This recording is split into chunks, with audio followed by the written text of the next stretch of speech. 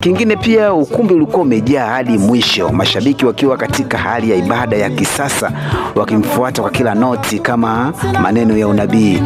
Yes, lakini pia tunafahamu nyota iliyong'aa ndani yake ndiyo chanzo cha nguvu zake, lakini pia ndiyo iliyovutia wivu wa vizingiti. Hata hivyo, usiku ulikuwa ni usiku wa mwanga ulioangaza jiji zima la Paris. Tunafahamu kwamba kuibuka kwake jukwani akiwa amevaa kofia ya chuma, yani element tena ya kisanii, huku akiimba wimbo za Zou, kulikuwa na tamasha la ubunifu na ujasiri wa hali ya juu.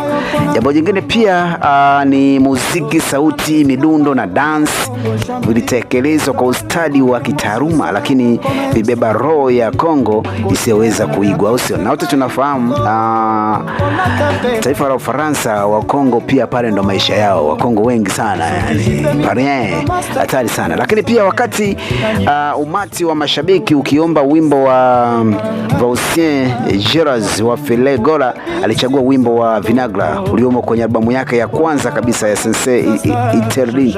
Alionyesha busara na ukomavu wa kiakili, lakini kisha akaunganisha na wimbo wa Likata, au sio? Yes, Fele, moja kati ya kibao ambacho kilikuwa noma kabisa ni Kibombanda. Hii ni sebene fulani ambayo ukumbi mzima uliamka. Lakini baadaye sasa, baada ya mapumziko, Fele alirudi tena kwenye stage, yani kwenye jukwaa, na hapa bwana alibadilisha mavazi, au sio? Na alijiunga stagini na wanamuziki wake huku wakiserebuka na sebene. Yes, Amor, ndipo akamkaribisha sasa, namzungumzia mgeni wake rasmi wa kwanza Nestle, huyu ni raia wa Ufaransa, kwa wimbo wake wa Tate.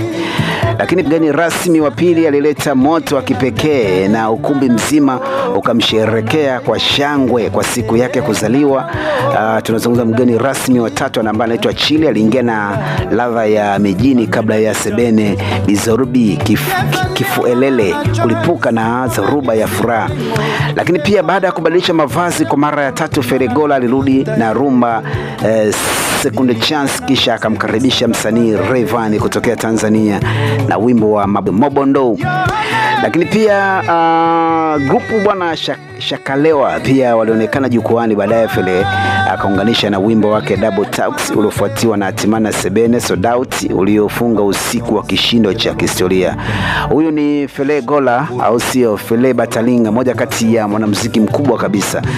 Yes, na unapolizungumzia kundi la Mizo Mele chini ya Welason, basi huyu ni moja kati ya kijana ambaye pia amefanya naye sana kazi pale, au sio?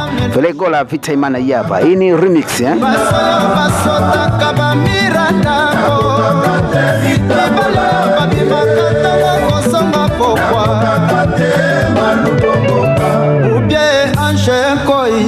Ubienga Benoite, Ubie Beti Ubenga, Ubienga Kanklo Sambila.